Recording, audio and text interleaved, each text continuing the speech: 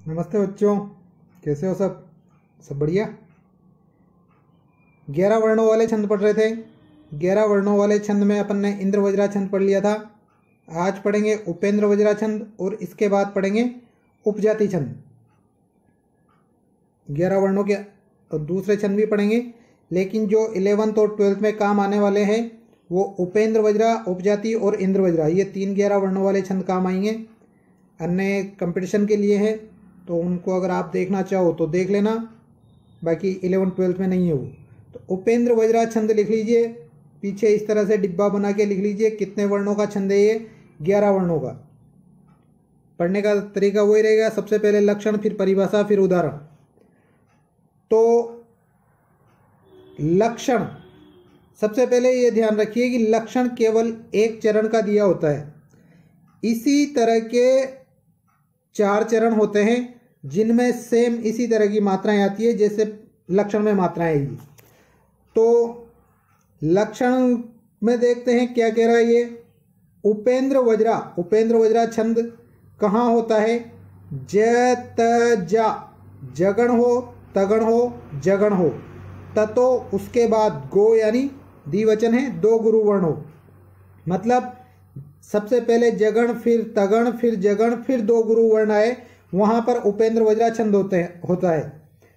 अब ये देखते हैं जगण का चिन्ह क्या है, मतलब जगण कैसे बनता है, कौन से 3 वर्ण आते हैं, तगण कैसे बनता है, और उसके बाद में फिर जगण है ही सही। तो सबसे पहले जगण देखते हैं। ये यहां पर लिख देता हूं जगण। जगण में कौन से चिन्ह आते हैं? जो गण विधायक सूत्र था यमाता राजभान सलगम, उसके अनुसार ज भा न यानी ज यानी लघु, भा यानी गुरु और न यानी लघु। जगण के बाद क्या आएगा? तगण। तो तगण में कौन से चिन्ह आते हैं? ता राज, ता यानी गुरु, रा यानी गुरु और ज यानी लघु। इसके बाद फिर क्या आएगा? जगण आएगा, और जगण के बाद गुरु वर्ण, और फिर इसके बाद गुरु वर्ण। इस तरह से जहां पर वर्ण संयोग होगा वहां पर उपेंद्र वज्रा छंद होते हैं। ये देखो, अब ये चीजें जगण, तगण, जगण, गुरु, गुरु इस लक्षण में आती है या नहीं आती है? चिन्ह लगा के देखते हैं पहले, फिर गण बना के देखेंगे। अच्छा, ऊपर चिन्ह लगाइए लघु, पेपर गुरु, द्र में 2 वर्ण मिले हुए हैं, आधा द और पूरा र। तो आधे द से तो कोई मतलब ही नहीं है, र से मतलब है, तो र पर क्या लगेगा? लघु। व पर क्या लगेगा? व के पीछे संयुक्त वर्ण आ रहा है ज्रा, इस वजह से इस पर गुरु। रा पर क्या लगेगा? क्योंकि ज आधा है और उसको अपन नहीं गिन रहे हैं, आप केवल रा गिनेंगे, तो रा पर क्या लगेगा? गुरु। ज पर क्या लगेगा? लघु। त पर लघु, जा पर गुरु। आदेश पर कोई चिन्ह नहीं लगेगा क्योंकि व्यंजन पर चिन्ह नहीं लगता है। अगर इसमें स्वर मिला होता तो चिन्ह लगाते। त पर लघु, तो पर गुरु और गो पर गुरु। गण बना के देखते हैं। 3 वर्णों का एक गण बनता है। ये 3 वर्ण ले लिए अपन ने, ये 3 वर्ण ले लिए, ये 3 वर्ण ले लिए। अगर आगे भी 3 हो जाते तो अपन उनका भी गण बना लेते। आगे 3 वर्ण नहीं है, इस वजह से उनको अलग ही रख देंगे और क्या बोलेंगे? 2 गुरु। अब देखते हैं इनके नाम। लघु, गुरु, लघु किसमें आ रहा है? जगण में। लघु, गुरु, लघु, तो ये क्या हो गया? जगण। फिर इसके बाद गुरु, गुरु, लघु किसमें आ रहा है? तगण में। गुरु, गुरु, लघु, ये क्या हो गया? तगण। इसके बाद लघु, गुरु, लघु किसमें आता है? लघु, गुरु, लघु, जगण में। यह जगण हो गया। और इसके बाद क्या आया? गुरुवर्ण। और इसके बाद भी क्या आया? गुरुवर्ण। तो जगण, तगण, जगण, गुरु, गुरु आ गया उपेंद्र वज्रा में। जो लक्षण में कहा गया था वो सारी बातें सिद्ध हो गई। तो ये लक्षण लिख लीजिए और इसके ऊपर चिन्ह लगा लीजिए। लक्षण और एक एक उदाहरण आपको रटनी है। अब देखते हैं इसके उदाहरण। उदाहरण से पहले इसकी परिभाषा लिख लेते हैं। लिखिए इसकी परिभाषा। उपेंद्र वज्रा एक समवर्णिक छंद है, मतलब चारों चरणों में बराबर वर्ण है, इस वजह से समवर्णिक है। इसके 4 चरण होते हैं। प्रत्येक चरण में क्रमशः जगण, तगण, जगण और 2 गुरु वर्ण। इसका लक्षण क्या है? जत, जास, ततो, गो। इसमें दे रखा है जगण, तगण, जगण 2 गुरु वर्ण मिलाकर 11-11 वर्ण होते हैं। इस प्रकार संपूर्ण छंद में कुल 11 × 4 = 44 वर्ण होते हैं और यति चरण के अंत में ही होती है, बीच में नहीं होती है।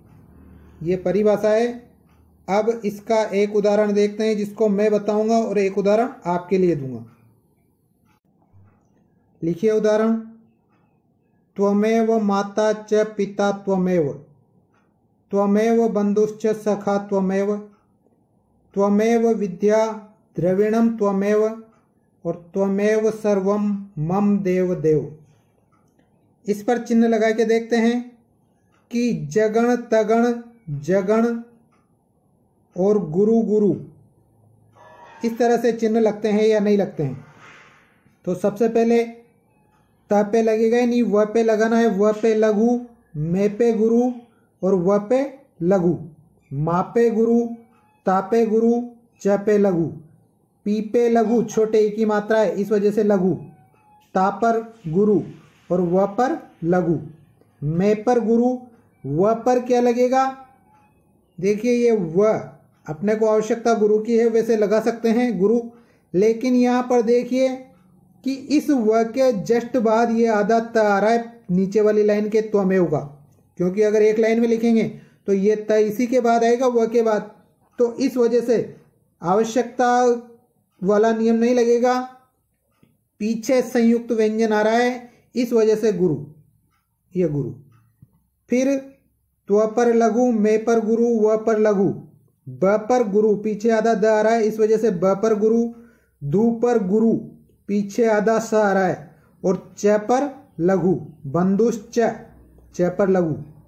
स पर लघु, खा पर गुरु और व पर लघु। मे पर गुरु और व पर यहाँ पर पीछे आधा त आ रहा है इस वजह से गुरु। फिर त पर लघु, मे पर गुरु, व पर लघु। वी पर गुरु, क्योंकि ध्या किससे बना है? ये द और या इन दोनों से मिलके बना है, तो आधा द आ रहा है इस वजह से इस वी पर गुरु। वैसे लघु आता क्योंकि छोटी मात्रा थी, परंतु इस द की वजह से गुरु आ गया। या पर गुरु और द्र, ये द्र, ये द और र। द से कोई मतलब ही नहीं है, र पे क्या लगेगा? लघु। वी पर लघु, णम पर गुरु, अनुस्वार युक्त है इस वजह से गुरु और व पर लघु। मे पर गुरु और व पर ये आधा त आ रहा है इस वजह से गुरु। व पर लघु, गुरु, लघु। फिर सर्वम, ये सर्वम इस तरह से लिख सकते हैं अपन, तो र आ रहा है इस वजह से क्या आएगा? गुरु और वम अनुस्वार युक्त वर्ण है इस वजह से गुरु। म पर लघु, म पर लघु, दे पर गुरु, व पर लघु, दे पर गुरु और यहाँ आवश्यकता अपने को गुरु की है इस वजह से गुरु। गण बनाकर देखते हैं 3-3 वर्णों के।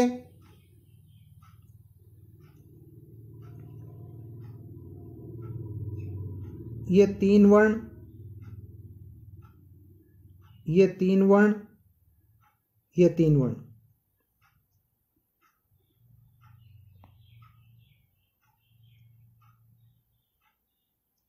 तीन वर्णों के गण बना लीजिए और फिर इन गणों को देखते हैं कि किस नाम वाले गण हैं ये, जो छंद में आए हैं उसी नाम वाले हैं या कोई अलग है। देखिए लघु गुरु लघु, जगण में क्या है? लघु गुरु लघु, तो ये जगण हो गया।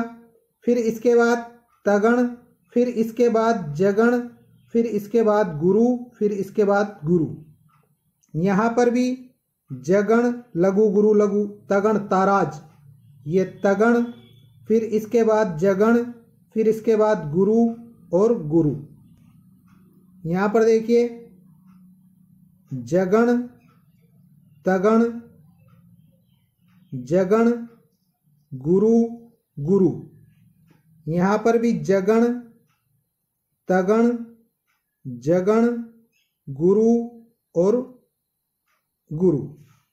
इस तरह से लक्षण में जो सारी बातें बताई गई थी वो इन चारों लाइनों पर कंप्लीट हो गई है, चारों चरणों पर। इस वजह से इसमें कौन सा छंद है?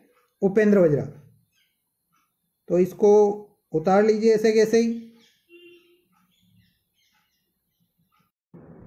चिन्ह देख लीजिए आपको कैसे लगाना है, और इसको मैं क्लियर करके एक बार साफ बता देता हूं, जिसमें केवल चारों लाइन ही है। लिख लो। अब एक उदाहरण आपको प्रैक्टिस के लिए लिखिए, उदाहरण जिस पर आपको प्रैक्टिस करनी है। पिता सखायो गुरुवः स्त्रियश्च न निर्गुणानाम ही भवन्ति लोके अनन्य भक्तः प्रियवादिनीश्च हिताश्च वस्याश्च भवन्ति राजन। यहाँ पर आपको देखना है, अपन ने दो छंद पढ़े हैं, एक तो इंद्र वज्रा और एक उपेंद्र वज्रा। 11th-12th वालों के लिए बता रहा हूँ ये कि अगर 11 मात्राओं वाले कोई लक्षण या उदाहरण परीक्षा में आ जाए तो कैसे आसान तरीके से, मतलब बिना पूरे चिन्ह लगाए पहचानेंगे कि इंद्र वज्रा है या उपेंद्र वज्रा है। सबसे पहले तो ये देखिए, दो पद होते हैं, सरपंच और उप सरपंच। बड़ा कौन होता है? सरपंच। छोटा कौन होता है? उप सरपंच।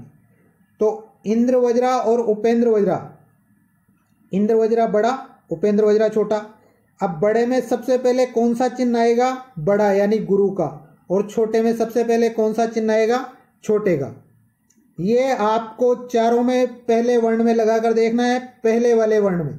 केवल अगर एक चरण में लगाया आपने तो हो सकता है कि उसमें गुरु आ गया और आपने उसमें लिख दिया कि ये इंद्र वज्रा छंद है, परंतु ये हो सकता है कि जाके कि किसी ना किसी में आगे जाके लघु आ जाए, तब आपका छंद गलत हो जाएगा, क्योंकि वहाँ पर उपजाति भी हो सकता है। तो चारों चरणों में लगा के देखना है। अगर 4 चरण आते हैं और एक ही चरण आता है तब तो कोई दिक्कत है ही नहीं है। पहले गिन लेना वर्ण कितने हैं। 11 वर्ण, 11 वर्ण है तो अपने पास 11 वर्णों के 3 छंद है, इंद्र वज्रा, उपेंद्र वज्रा, उपजाति। अब उस पर चारों में चिन्ह लगाना। यदि चारों पर गुरु आ रहा है तो इंद्र वज्रा, चारों पर लघु आ रहा है तो उपेंद्र वज्रा, और किसी पर गुरु पहले वर्ण में, किसी पर गुरु और किसी पर लघु आ रहा है तो उपजाति। उपजाति अभी अपन पढ़ेंगे। ये केवल 11th-12th वालों के लिए हैं।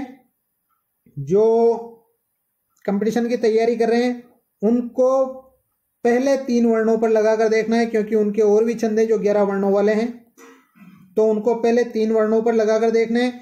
पहले 3 वर्णों में जितने भी आपके 11 वर्णों के छंद हैं उनके गण अलग अलग हैं, तो इन गणों से आप पहचान सकते हो। अब इसके बाद देखते हैं इसी में ही उपजाति छंद।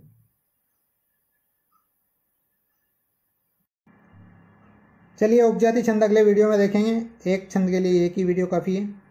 धन्यवाद।